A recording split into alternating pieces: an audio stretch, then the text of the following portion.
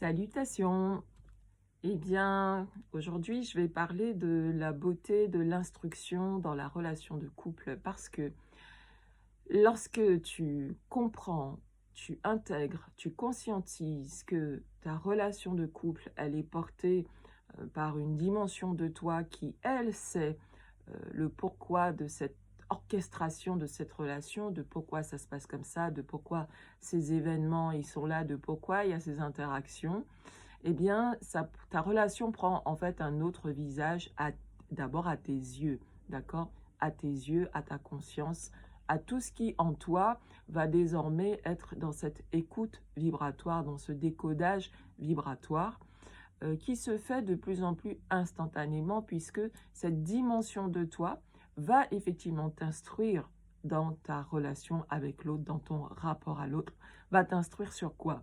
Va t'instruire sur justement, eh bien, toutes les dimensions de toi qui sont encore rattachées à des espaces inconscients, à des schémas, à des croyances qui t'amènent à vivre justement ces polarités, ces difficultés dans ton rapport à l'autre.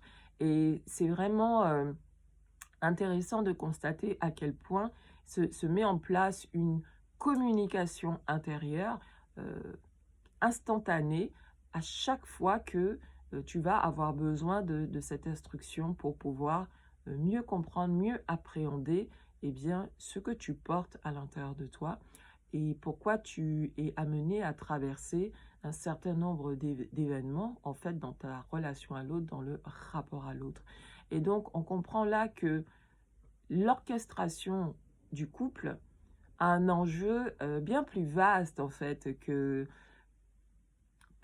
on va dire le côté classique que l'on perçoit généralement de la relation où on est là juste pour vivre un bonheur et on s'attend à ce que, voilà, on a toutes sortes de projections par rapport à la relation telle qu'elle peut être idéalisée, fantasmée et au final, euh, cette dimension de nous qui va venir nous instruire dans la relation, elle va nous connecter de plus en plus au réel de ce qui se passe, au réel de ce qui est en nous, au réel de ce qui est en l'autre, au réel de nos niveaux de sensibilité derrière les masques, derrière les apparences, derrière les postures que l'on peut avoir d'être forte, d'être fort, d'être faible, etc., etc. Tous ces mécanismes qui se jouent dans la relation, eh bien là, on va vivre en fait un autre rapport à, j'ai envie de dire, à notre universalité et à l'universalité de l'autre. Donc quand je dis universalité, j'entends par là tout ce qui s'est construit en nous et qui fait tout ce que nous sommes. Pas que l'éducation parentale, pas que l'éducation sociétale, pas que l'éducation éducative, mais aussi tout ce que l'on transporte comme informations qui sont ancrées en nous dans le transgénérationnel, mais bien au-delà, dans toutes les expériences aussi qu'on a pu avoir karmiques, transkarmiques, dans des autres espaces-temps. Voilà, et puis toute la mémoire aussi que l'on porte de ce champ universel avec toute la mémoire de l'évolution finalement, de l'évolution de l'humanité, mais pas que, parce que nous ne sommes pas que cette humanité que nous voyons aujourd'hui. Donc nous sommes porteurs d'énormément d'informations et tout cela vibre en nous. Donc lorsque on porte tout ça et qu'on rencontre l'autre, mais l'autre aussi est une énorme richesse dont on n'a pas idée, dont on n'a pas conscience. Et c'est tout ça que cette instruction va nous amener à conscientiser. Au-delà des petits rapports habituels, eh bien, on va élargir notre conscience à travers les mots, à travers les actions, les comportements, mais aussi au travers des non-dits, au travers des silences. On va pouvoir voir dans les yeux de l'autre, justement, même remonter parfois à quelque chose qui semble être de l'origine, de l'essence même de ce qui a tout construit, de ce qui a tout amené en incarnation. Et donc, on rentre là dans des vibrations qui deviennent de moins en moins duelles, de moins en moins plutôt dualistes, mais qui s'expriment au travers d'un regard qui se place dans un champ plus vaste, dans un champ de conscience plus vaste. Et alors là, le corps physique, son propre corps physique et le propre corps physique de l'autre ne répondent plus de la même manière aux différents courants d'énergie. Il y a énormément de choses qui se passent parce que il y a une sensibilité aussi qui devient de plus en plus accrue, même si les égos ne sont pas forcément toujours conscients de toutes ces subtilités énergétiques, mais les corps physiques, eux, vont rayonner tous ces changements. Et ça peut être au travers de plein de choses, au travers de douleurs qui n'étaient pas là avant, au travers d'un confort, mais au travers aussi de quelque chose qui commence à respirer davantage, à devenir plus ample, à s'expanser. On peut le sentir physiquement, que même la cage thoracique, elle prend de l'ampleur, pardon. La respiration prend de l'ampleur.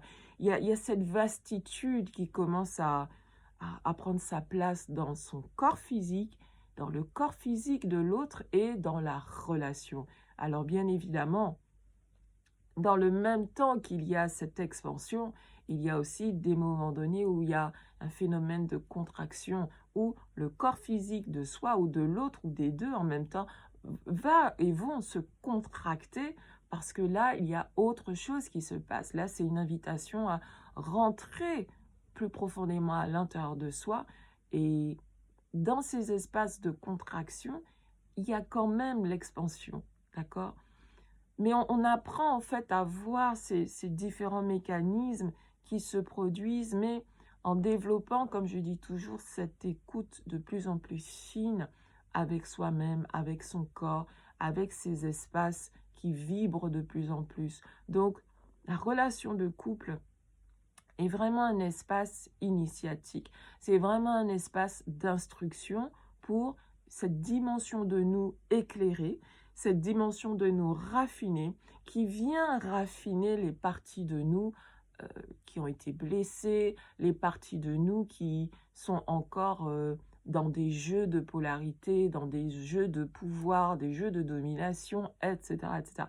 Parce que à mesure que l'on se conscientise, qu'on voit ces jeux, ça ne veut pas dire que du jour au lendemain, ce rapport, on va dire bancal, n'existe plus. Non, au contraire, ils vont de plus en plus se mettre en lumière. C'est-à-dire que ce qui vibre dans notre espace éthérique, dans notre champ d'information, dont on n'a pas conscience, va justement de plus en plus se matérialiser, se manifester, se mettre en lumière en nous, mais aussi dans le rapport à l'autre. Donc, c'est pour cela que c'est important de ne pas être dans une attente que la relation soit comme ci ou comme cela, ou que la personne soit comme ceci ou comme cela, parce que il y a une œuvre qui est en cours, il y a une œuvre qui est en cours, et pour moi, l'important, c'est d'être dans cet état de conscience, d'être dans cette lecture, dans ce décodage vibratoire de ce qui se produit, afin d'être de plus en plus relié au réel de ce qui se passe, et non pas au jeu des voiles, en fait, dans la relation. Voilà. Donc, il y aurait encore beaucoup de choses à dire par rapport à cette instruction dans la relation, mais c'est vraiment l'incarnation d'une beauté en nous, d'une beauté plus vaste, plus grande, qui vient là comme ça pour bâtir, rebâtir, mais non plus à partir d'un terrain d'inconscience, mais à partir de quelque chose qui se veut plus unifié et plus dans une harmonie qui dépasse même ce qu'on pourrait considérer. Donc, moi, je trouve que c'est beau d'être dans cette ouverture à cette dimension de nous, de lui laisser toute la place, toute la présence, et de toutes les façons, je dis de lui laisser, mais c'est même pas un processus où on laisse en fait quoi que ce soit. Ça se fait, ça nous traverse, ça vient déménager ce qui a besoin d'être déménagé, ça vient amplifier ce qui a besoin d'être amplifié, et quand bien même ça peut être inconfortable, mais quand on comprend la beauté de ce processus, la puissance de ce processus, eh bien, c'est une autre interaction, c'est un autre développement, une autre appréciation de soi et de l'autre. C'est 2 cosmos qui rentrent là en interaction. Quand on peut comprendre, mais tout ce champ universel qui se rencontre là, alors oui, ça peut être, dans la confrontation des énergies à certains moments donnés, ou au début, ou voilà, ou selon les tendances, mais ce n'est pas pour faire souffrir, ce n'est pas pour subir, ce n'est pas pour subir en fait, hein. Et j'aimerais que toutes et tous, on puisse vraiment voir nos relations autrement, qu'on puisse vraiment voir le rapport à l'autre autrement. Il y a vraiment quelque chose de l'ordre de, c'est même pas le sacré, mais j'ai pas les mots là. J'ai pas les mots. Ça se ressent, ça se vibre, ça se vit.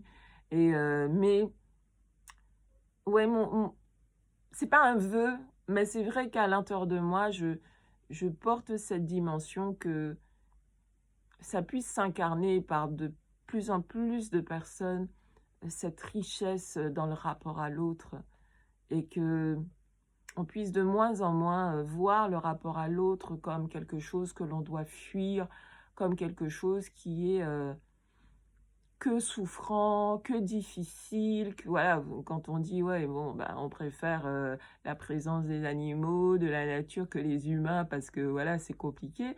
C'est vrai que c'est compliqué. C'est compliqué, c'est difficile parce que ça vient affecter tellement de dimensions en nous, tellement de ça vient ça vient déchirer à l'intérieur, en fait. Ça vient déchirer à l'intérieur, mais ça vient surtout montrer le niveau de déchirement dans l'histoire de l'humanité, le niveau de déchirement dans tout ce qu'on a vécu et intégré. Mais c'est pas la totalité de ce que nous sommes, la souffrance, hein. On l'expérimente, mais c'est pas le réel, c'est pas le réel. Et il y a la souffrance qui est, entre guillemets, nécessaire, mais parce qu'elle est là pour nous permettre de transmuter justement ce rapport à la souffrance. Mais la majorité des souffrances n'ont pas lieu d'être en fait. Elles n'ont pas lieu d'être. Elles sont parce que, on a beaucoup fragmenté nos énergies, ou plutôt nos énergies ont beaucoup été fragmentées, avec, tout ce qu'on a perdu en lumière, tout ce qu'on a perdu en potentiel, tout ce qu'on a perdu en information, tout ce qu'on a perdu finalement en cohérence vibratoire avec, ben, notre source d'unité, notre réel, c'est-à-dire la totalité de ce que nous sommes, pour juste nous voir finalement comme un petit point qu'avec des problèmes, qu'avec des problèmes. Et nous sommes tellement plus, nous sommes tellement plus vastes. Donc voilà, voilà, puisse nous les humains arriver à retrouver pleinement cette dimension cosmique que nous sommes, en coexistence avec cette dimension tellurique que nous sommes, et voir la beauté dans la rencontre avec l'autre. Et même quand c'est pas évident, ben, c'est voir la sensibilité de l'autre qui l'amène à justement avoir des postures, à avoir des fois une dureté, à avoir des fois, voilà, il y a plus à voir derrière toutes ces postures que l'on peut tenir. Et c'est là qu'on rentre dans une autre danse ensemble, dans l'accueil de cette dimension de nous qui, elle, sait pourquoi elle a orchestré cette rencontre avec cet autre-là. Pas un autre, cet autre-là. Voilà. C'était Olivia Mello. Eh bien, je nous souhaite vraiment l'harmonisation intérieure et l'harmonisation dans le rapport à l'autre, et de réintégrer de plus en plus nos espaces d'intelligence amoureux du vivant. À bientôt.